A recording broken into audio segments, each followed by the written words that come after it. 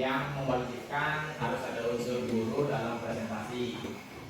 Sebelumnya saya ucapkan mohon maaf bila mana ada kekurangan di lain-lain unsur tanpa panjang kali lebar. Mohon izin untuk 1 jam ke depan saya ingin memaparkan apa saja yang sudah saya dapat dari pendidikan program guru penggerak Bapak Ibu.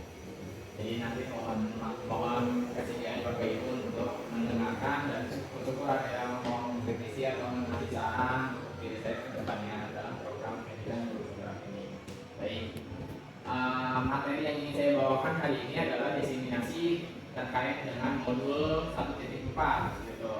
Jadi di pendidikan guru penggerak ini ada 10 modul.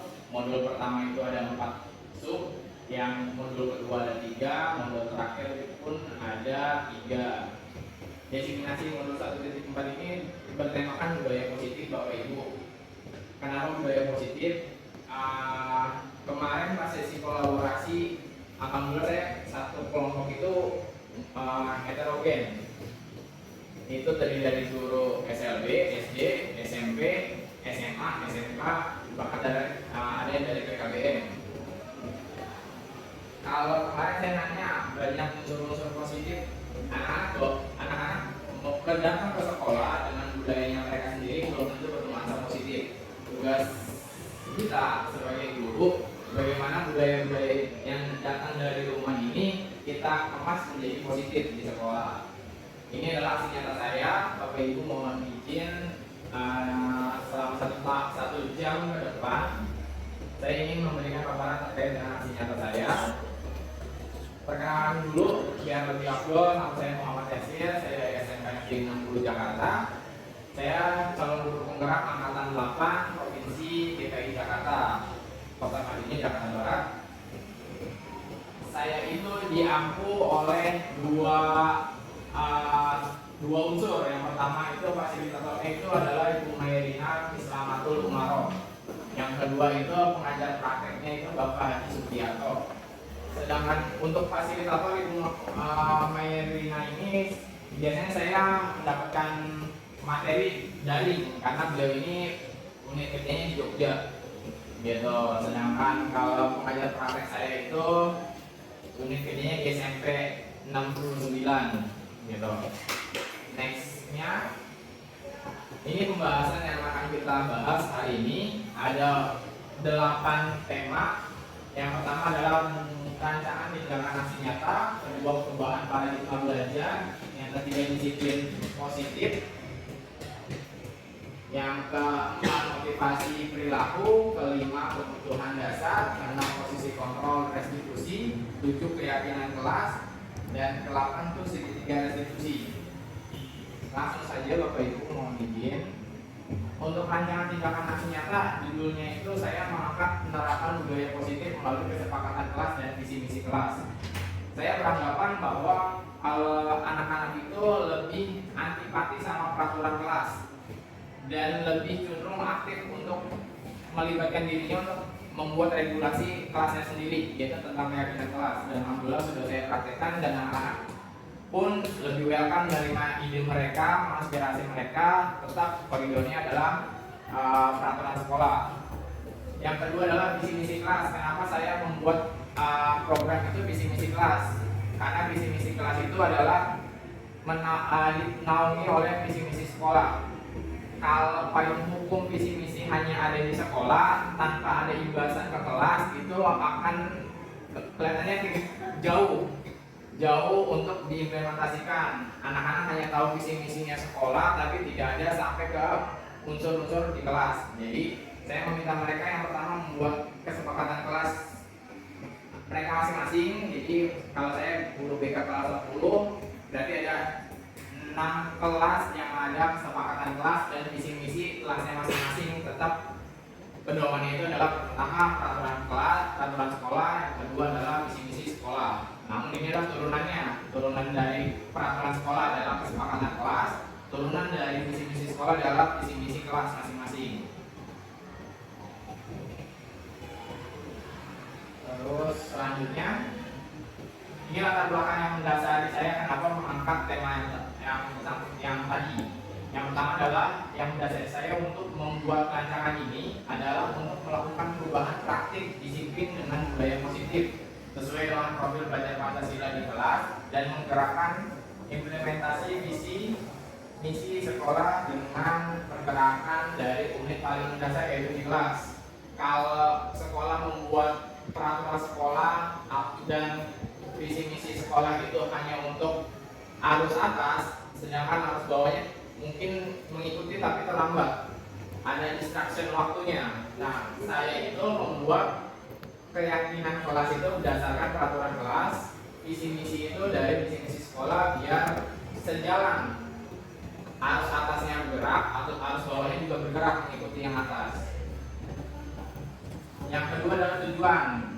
Yang pertama untuk mendisiplinkan secara positif murid dalam gerakan atau budaya positif sesuai dengan profil belajar Pancasila dan implementasi visi misi sekolah dengan kebiasaan sehari-hari yang dilakukan dan diterapkan di unit paling mendasar yaitu di kelas.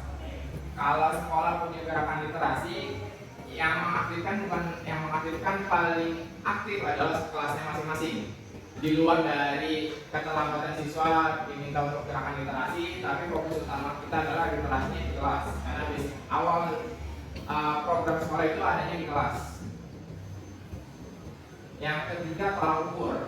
Yang pertama, guru-guru saling berkolaborasi menerapkan terwujudnya disiplin positif sesuai profil belajar Pancasila. Dan alhamdulillahnya sekolah kita sudah menerapkan laboratorium Pancasila untuk benar-benar bisa mengimplementasikan profil belajar Pancasila.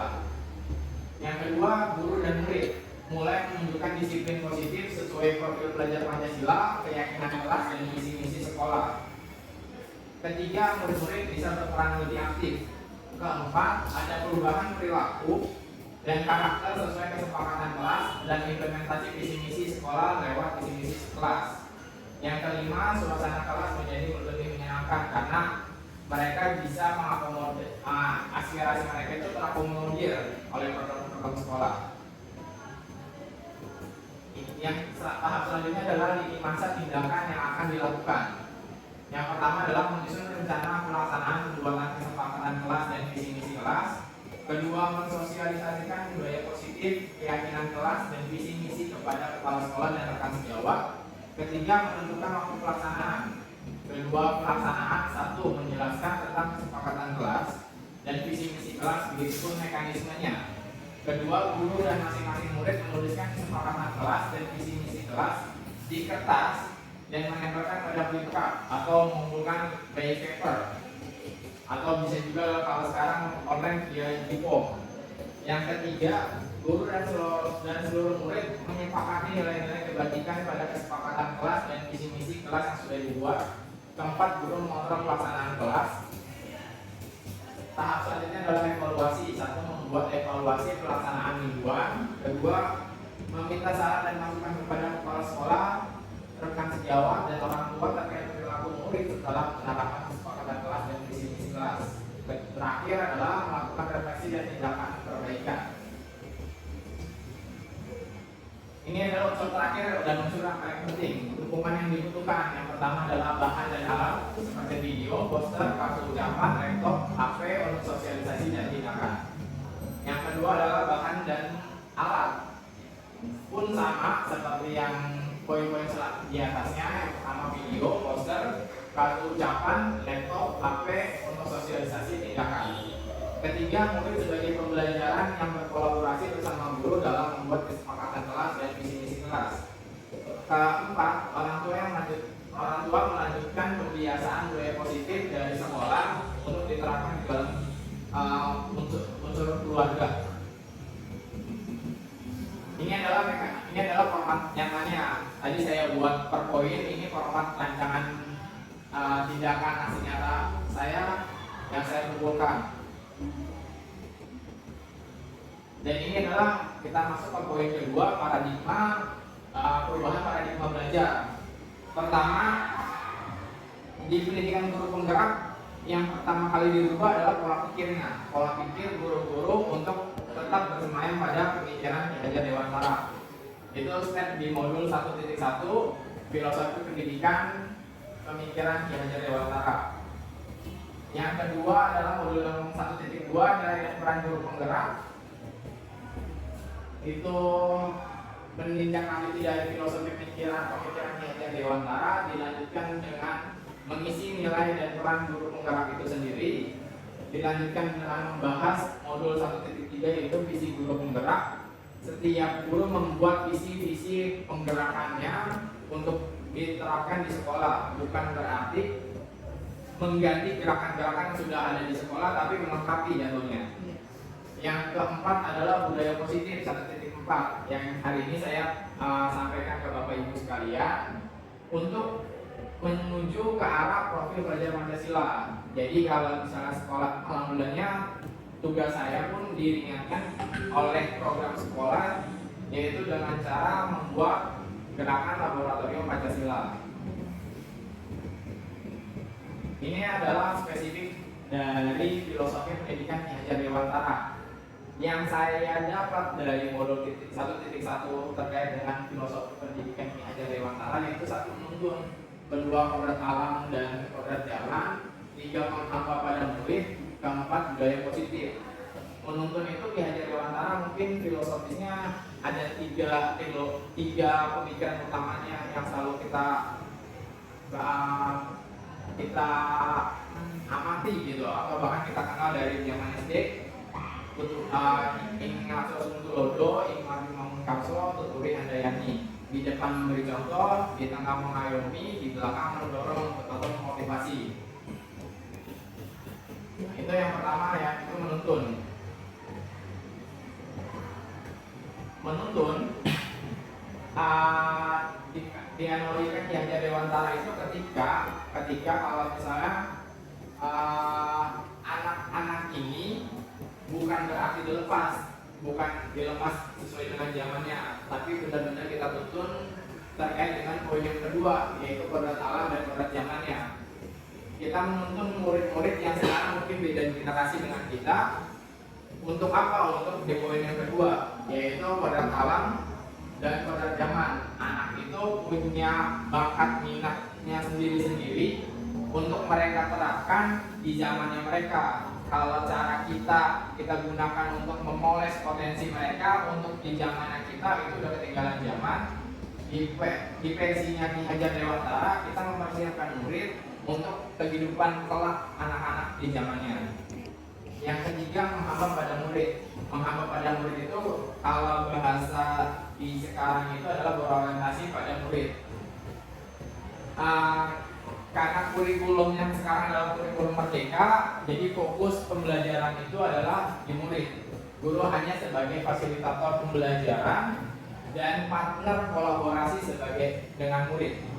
Yang keempat untuk menimbulkan budaya positif yang akan diterapkan di sekolah dan di rumah ataupun bahkan di lingkungan anak murid itu sendiri.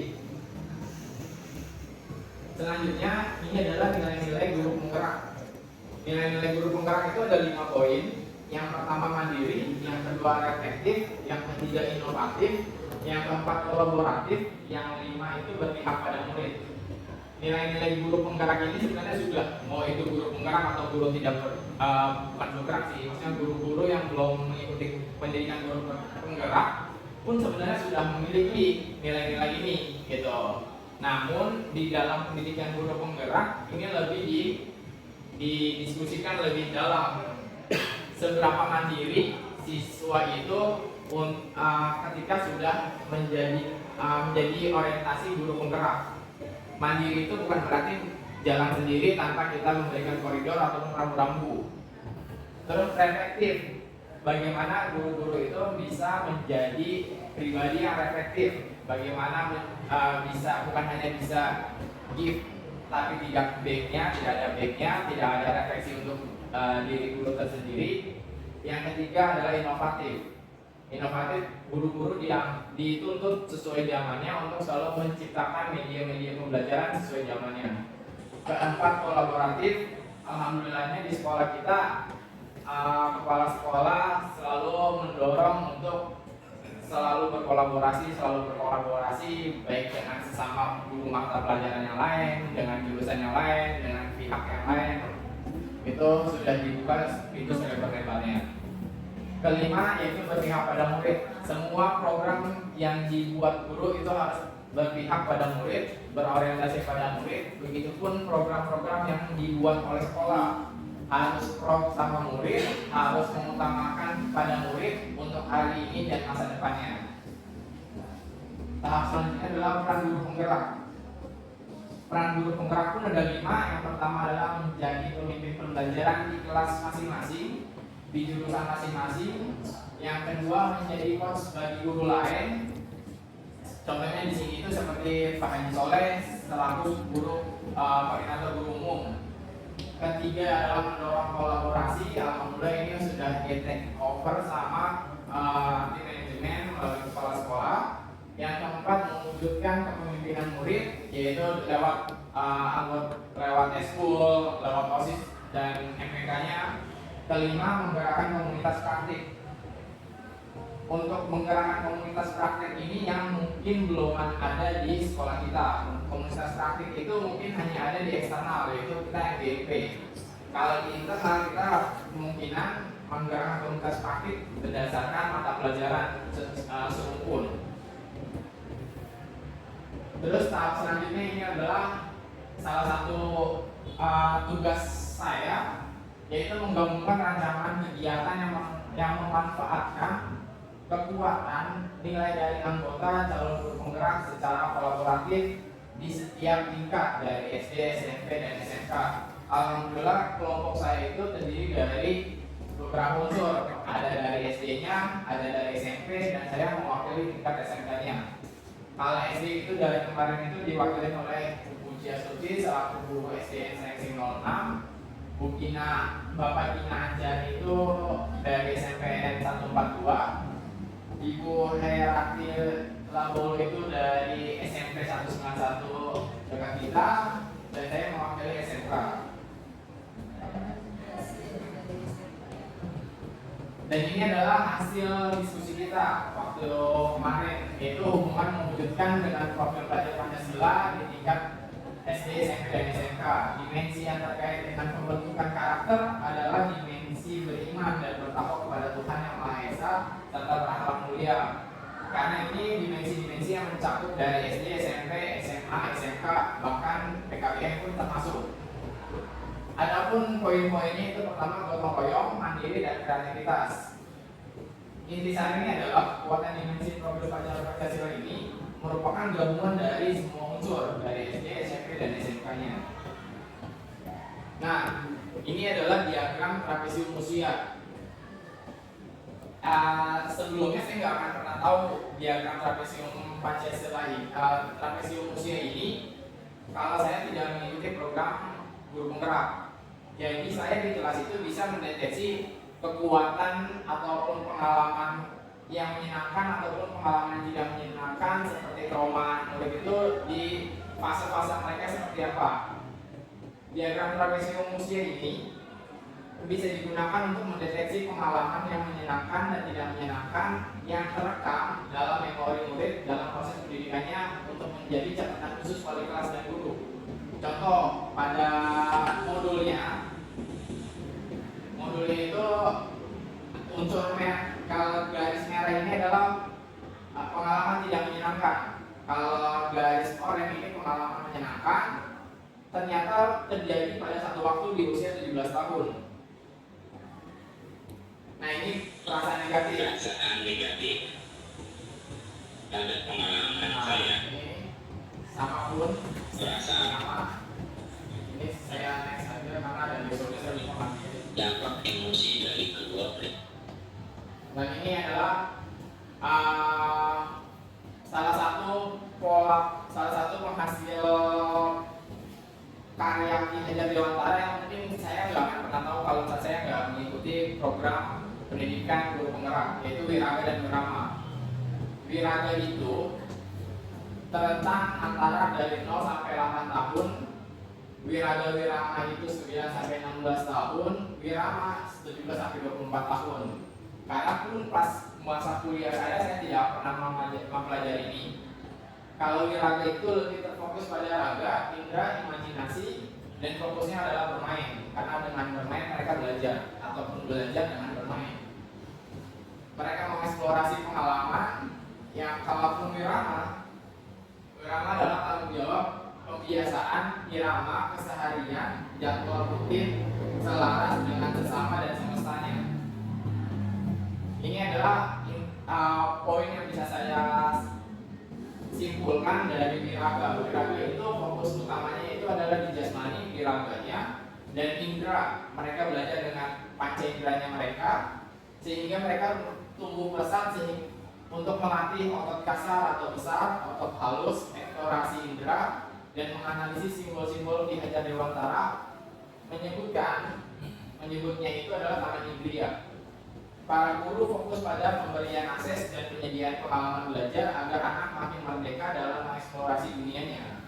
Yang kedua adalah gabungan antara wiraga dan wirama, yaitu irisan antara tahap wiraga dan wirama. Yaitu anak mulai berkembang pikirannya sehingga fungsi pendidikannya untuk mengakomodir kebutuhan perkembangan jasmani dan indera yang belum usai, dan guru dapat menuntun anak untuk melakukan kebiasaan hingga menyadari kebiasaan baik bukan sekedar peraturan yang harus dilakukan, dituruti atau kebiasaan saja. Untuk di tahap wirama itu adalah guru menuntun dan menantang anak dalam hal pengelolaan diri dan pengenalan potensi diri untuk kedepannya, untuk dipersiapkan mengambil keputusan penting dalam hidupnya, baik pribadi, masyarakat, dan lingkungan. Nah, ini salah satu yang saya buat dalam pendidikan guru penggerak, yaitu adalah visi guru penggerak. Visi itu seperti membayangkan sebuah lukisan lengkap dengan pada kanvas yang masih kosong, dan juga dapat diartikan seperti bintang penunjuk arah yang memandu penjelajah untuk mencapai tujuannya. Visi memang belum terjadi saat ini, namun begitu kuat kita inginkan untuk terwujud di masa depan, di mana visi adalah representasi visual kita akan masa depan. Jadi visi adalah penggambaran konsep imajiner yang kita susun menjadi keadaan di masa depan dengan usaha-usaha untuk mewujudkannya. Ini adalah poster pertama yang saya buat di pendidikan ini, yaitu imajinasi tentang murid di masa yang akan datang. Murid di masa depan adalah murid-murid yang menjalani kehidupannya secara bahagia, selamat, mandiri, dikdaya, dan bermakna. Bisa beradaptasi di lingkungan yang majemuk, mengembangkan minat, bakat, mengeluarkan segala potensi dirinya seoptimal mungkin sehingga bisa memanusiakan manusia. Dan saya memimpikan murid-murid yang pertama merasakan pembelajaran itu menyenangkan, kedua bahagia, aman dan nyaman, sehingga bisa mengasah bakat, minat, potensi diri mereka masing-masing semaksimal mungkin. Dengan pedoman itu menciptakan karakter unggul dalam bidang pariwisata yang selalu mengedepankan grooming dan yang baik dan hospitality yang berstandar pariwisata internasional, memiliki daya saing berstandar dunia industri, mempunyai daya cipta karya karsa dan rasa antar sesama, dan peka terhadap lingkungan, terhadap perubahan dari lingkungan.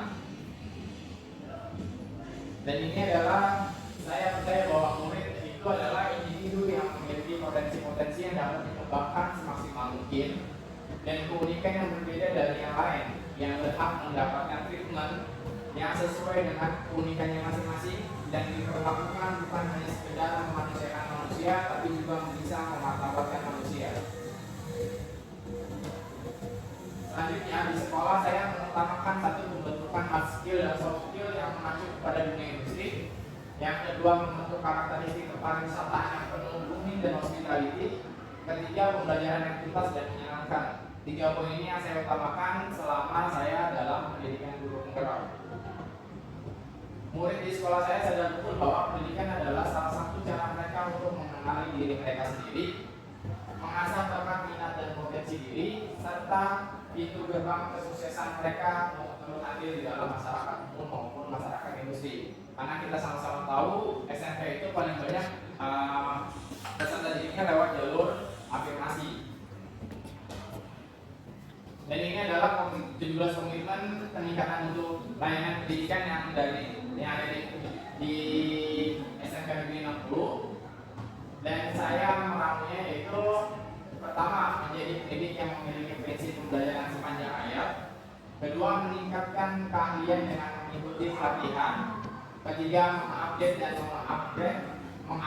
mengupgrade kemampuan diri sendiri dengan kemauan sendiri. Selanjutnya, mencapai visi misi sekolah secara bersama-sama oleh semua warga sekolah, membangun kolaborasi dengan semua pihak secara positif, menjaga integritas dan sinergitas. Terakhir adalah memberikan pelayanan prima kepada masyarakat umum. Selanjutnya, ini adalah visi guru penggerak. Yang pertama adalah mewujudkan murid yang berkepribadian profil Pancasila, mandiri, adaptif, dan memenuhi standar industri kepariwisataan. Kedua, meningkatkan jiwa kewirausahaan dan keterserapan lulusan di industri pariwisata. Meningkatkan kemampuan adaptasi murid untuk terjun ke masyarakat yang majemuk. Meningkatkan kemampuan teknologi, digitalisasi, dan kecerdasan buatan murid sesuai dengan kodrat zamannya. Yang terakhir adalah membentuk karakter grooming dan hospitality murid sesuai dengan industri kepariwisataan. Dan ini adalah rumusan visi guru penggerak, yaitu saya lebih menitik beratkan kepada meningkatkan kemampuan grooming dan hospitality peserta didik SMK Negeri 60 Jakarta yang berstandar industri kepariwisataan. Ini yang saya angkat menjadi visi guru penggerak pribadi saya. Ini adalah prakarsa perubahan diri. Pertama yaitu berfokus pada visi, yaitu berkarakter, dan profil belajar Pancasila yaitu berkebinekaan global dalam dimensi komunikasi dan interaksi antar budaya. Yang kedua, meningkatnya kemampuannya adalah visi yang tadi, meningkatnya kemampuan grooming dan hospitality peserta didik. Untuk dalam dimensinya itu adalah berkebinekaan global dari profil belajar Pancasila. Ini adalah inquiry apresiatif sebagai pendekatan manajemen perubahan, yaitu Bagja. Bagja itu adalah yang pertama, B-nya buat pertanyaan utama, A-nya itu ambil pelajaran, G-nya itu gali mimpi, J-nya itu jabarkan rencana, dan A-nya itu adalah eksekusi. Ini adalah salah satu pendekatan manajemen perubahan yang bisa kita bawa ke sekolah untuk bisa melengkapi program-program sekolah yang masih kurang tepat sasaran. Bagja ini adalah berawal dari keresahan-keresahan warga sekolah yang bila mana mungkin ada program-program sekolah yang sudah diprogramkan tapi belum dijalankan secara maksimal.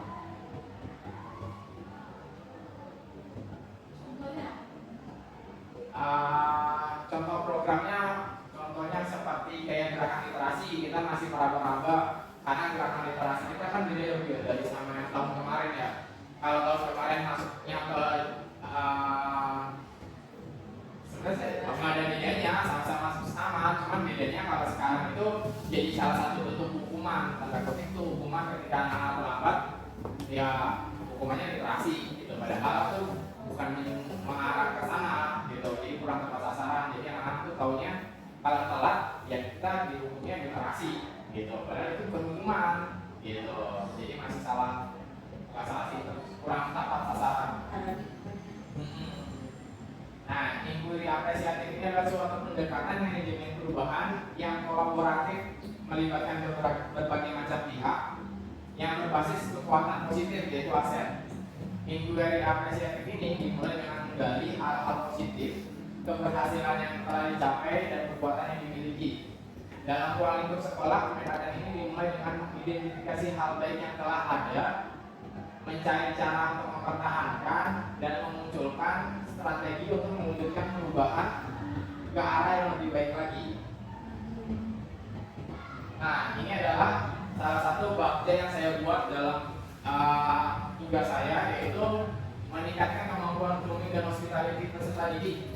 Alhamdulillahnya kemarin pas lagi Loka 2, seri sessionnya saya itu dengan Bu Rina SMK 11, sama-sama dari akuntansi.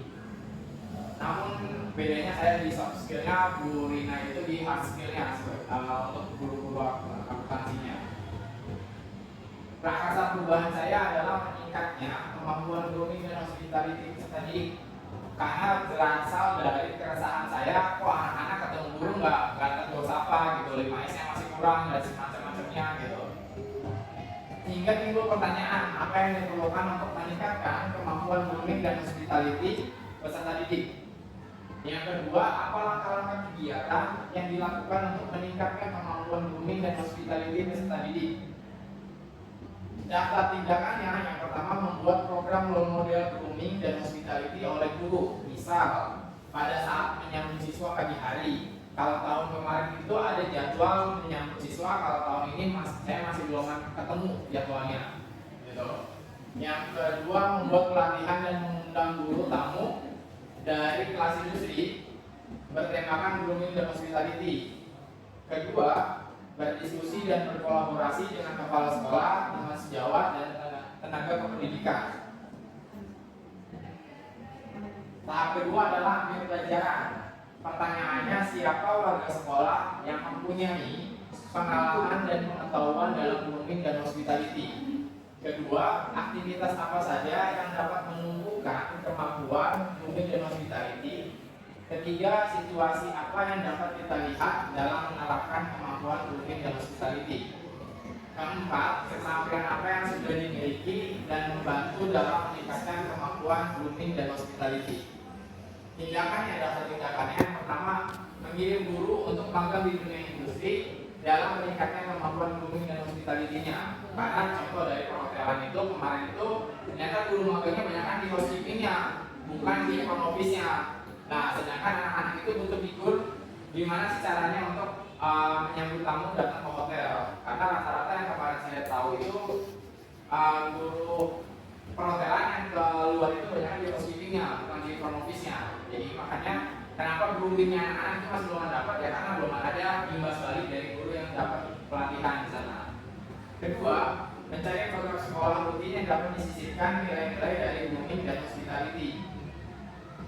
Ketiga, mengundang guru tamu dari industri untuk dapat memberikan pengetahuan dasar dari grooming dan hospitality seperti IHT dan sejenisnya. Keempat, mewawancara atau survei pengalaman atau pendapat guru atau kepala sekolah, murid atau orang tua. Yang tahap selanjutnya adalah gali mimpi. Gali mimpi ini pertanyaannya, apakah kebiasaan-kebiasaan baru yang saya bayangkan terjadi jika peningkatan kemampuan grooming dan hospitality peserta didik berjalan baik. Kedua, bagaimana perasaan peserta didik ketika kemampuan grooming dan hospitality-nya meningkat. Ketiga, bagaimana respon peserta didik ketika kemampuan grooming dan hospitality-nya diapresiasi oleh orang-orang sekitar. Daftar tindakannya, membuat lembar observasi tentang grooming dan hospitality, membuat daftar poin-poin grooming dan hospitality, membuat narasi pentingnya peningkatan kemampuan grooming dan hospitality. Keempat adalah membuat daftar poin peningkatan kemampuan grooming dan hospitality. Kalau untuk tahap keempat adalah jabarkan rencana. Pertanyaannya, apa langkah paling sederhana yang bisa dilakukan untuk meningkatkan kemampuan grooming dan hospitality? Kedua, apa langkah yang bisa menguatkan kemampuan grooming dan hospitality? Yang ketiga adalah praktik apa yang bisa dilakukan warga sekolah untuk meningkatkan kemampuan grooming dan hospitality. Untuk poin kelima, terakhir adalah atur eksekusi. Pertanyaannya, siapa saja yang dapat membimbing peningkatan grooming dan hospitality peserta didik? Kedua, siapa saja yang dilibatkan dalam proses peningkatan kemampuan grooming dan hospitality peserta didik? Ketiga, bagaimana usaha menjaga keberlanjutan peningkatan kemampuan grooming dan hospitality peserta didik? Keempat, bagaimana tindak lanjut jika peserta didik sudah meningkatkan grooming dan hospitality? Poin ketiga, pembahasan selanjutnya adalah budaya positif. Ketika pendekatan ibu ini apresiatif dalam kerangka bagja dijalankan secara maksimal, maka akan memunculkan budaya positif yang akan menimbulkan rasa aman, nyaman, dan menyenangkan dalam pembelajaran sehingga murid dapat mengembangkan diri secara optimal sesuai dengan kodratnya. Poin utamanya adalah disiplin positif dan nilai kebajikan yang sifatnya universal. Karena kemajemukan peserta didik kita, maka poin-poinnya ada 5. Yang pertama adalah keyakinan kelas, kedua adalah teori motivasi, hukuman dan penghargaan, ketiga kebutuhan dasar manusia dan dunia yang berkualitas, keempat adalah 5 teori kontrol, kelima adalah segitiga restitusi. Teori motivasi itu ada 3. Kenapa anak-anak itu rata-rata mengikuti peraturan sekolah itu bukan berdasarkan motivasi internal karena mereka patuh, karena rata-rata dari eksternal. Poin 1 sampai 3. Pertama itu anak-anak kenapa patuh kepada peraturan pendidikan, peraturan sekolah, regulasi yang ada, bukan karena kesadaran diri, tapi karena yang pertama menghindari hukuman. Yang kedua, mendapatkan penghargaan atau imbalan.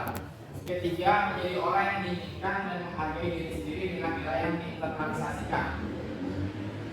Selanjutnya, ini adalah pemahaman atas keseluruhan materi modul budaya positif dalam bentuk poin. Ini yang tadi. Disiplin positif. Kalau sekedar disiplin positif, mendisiplinkan, semua guru pun bisa mendisiplinkan, tapi belum tentu yang poin-poin kedisiplinannya itu bernuansa positif. Ada yang mendisiplinkan dengan cara menakut-nakuti, ada yang mendisiplinkan dengan cara mengancam dan sejenisnya. Cara penerapan disiplin yang mengajarkan anak bertanggung jawab dan menumbuhkan kesadaran diri berdasarkan nilai-nilai kebajikan. Disiplin peserta didik lebih ke arah yang dapat mengontrol diri dalam melakukan segala tindakan, dapat membuat murid memahami dan menyadari berdasarkan motivasi internal, bukan akibat paksaan, ujian, dan hukuman. Nilai kebajikan dan keyakinan kelas. Nilai-nilainya ada nilai, prinsip, dan keyakinan yang dimiliki anak yang dapat diterima oleh semua orang secara majemuk dan ke semua elemen masyarakat yang ada. Keyakinan sekolah atau kelas berupa pernyataan universal yang mudah diingat, dipahami, dan harus diterapkan dalam lingkungan sekolah. Terakhir, guru berperan dalam mewujudkan terbentuknya keyakinan sekolah atau kelas dengan adanya kesepakatan antara guru dan murid. Ini adalah posisi kontrol. Posisi kontrol guru, kita bisa mengintrospeksi diri kita sebagai seorang pendidik. Kita itu lebih banyak dominan bermain di posisi yang seperti apa? 1, pemberi hukuman kah? 2, pemberi rasa bersalah. 3, kemas. 4, pemantau. Atau 5, manajer.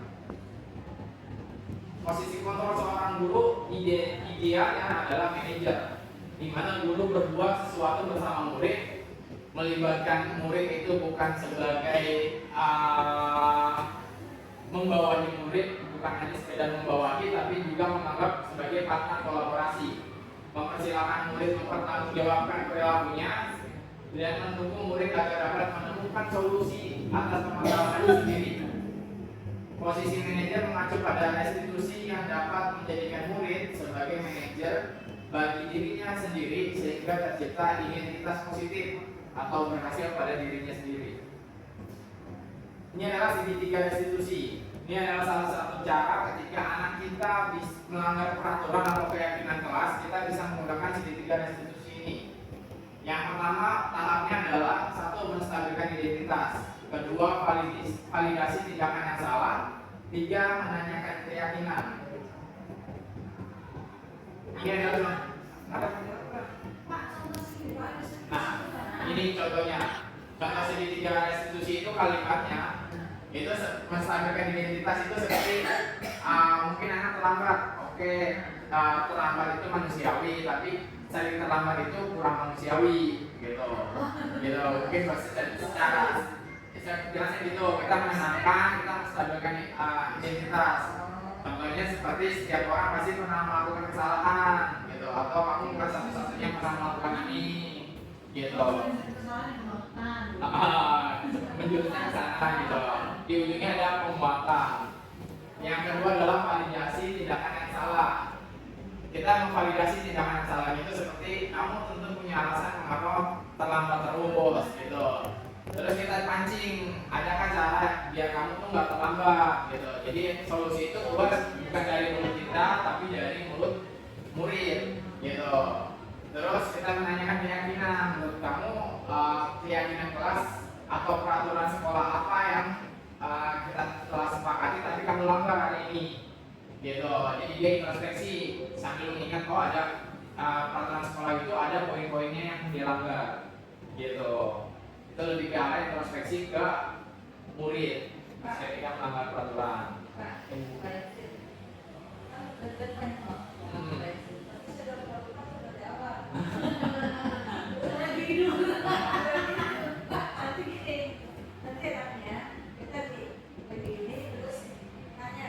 Iya. Ya. Oke. Ini dua soal biasa lagi ibu.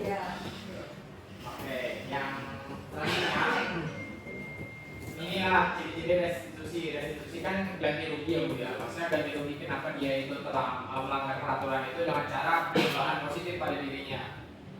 Satu, restitusi ini bukan untuk menebus kesalahan, namun untuk belajar dari kesalahan. Gitu. Dia bukan berarti kita jual beli kesalahan dengan tobat sambelnya dia, tapi benar-benar untuk belajar dari kesalahannya. Kedua, restitusi memperbaiki hubungan. Ketiga, restitusi adalah tawaran bukan paksaan.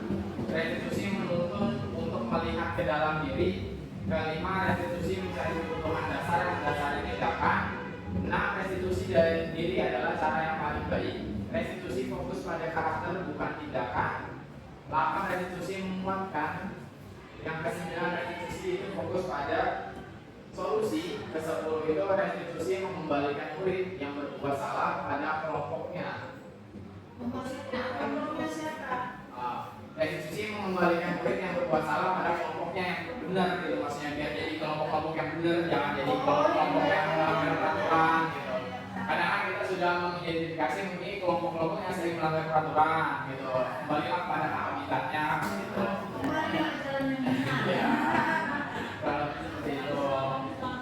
Nah, mungkin itu sekian paparan dari saya, poin per poinnya. Nanti akan saya coba ulas kembali bila mana Bapak Ibu ada yang kurang familiar gitu, ataupun saya ada kesalahan dalam penyampaian gitu.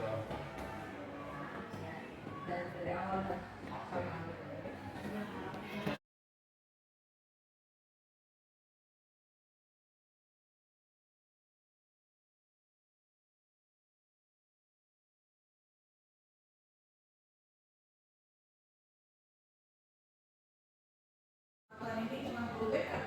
kalau posisi kontrol sebenarnya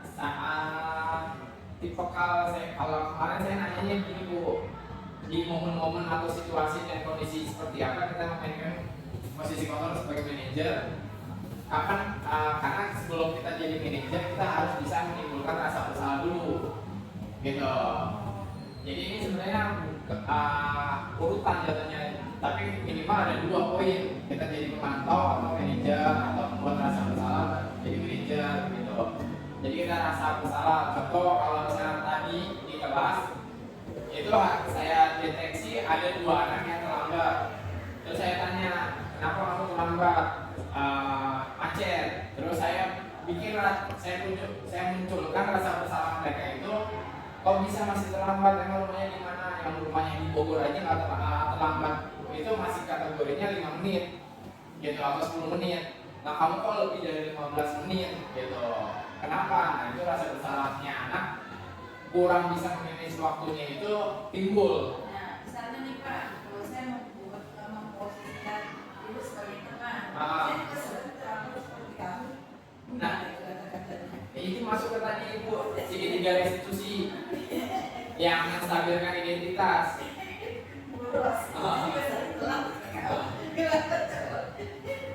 Nah itu adanya di, jadi nyambungnya ke segitiga restitusi Bu.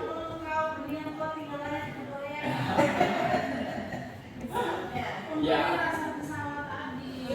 Nah masuk ke sini, nggak apa-apa.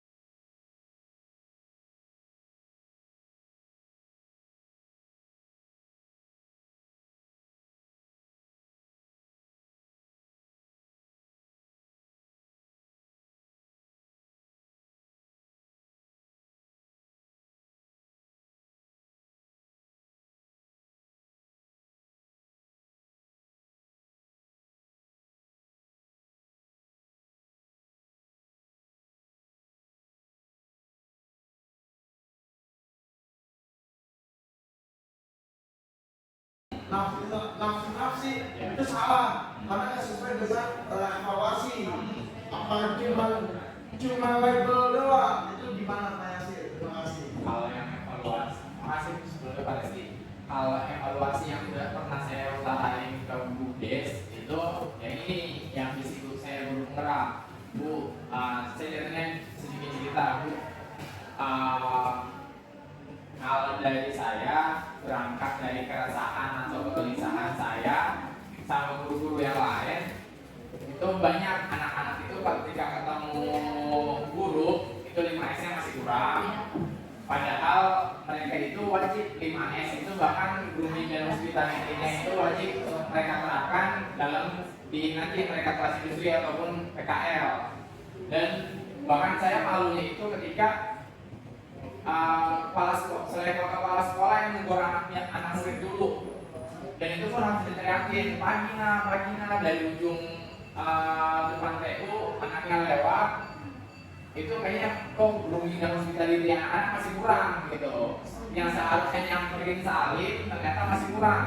Itu kegelisahan saya, keresahan saya.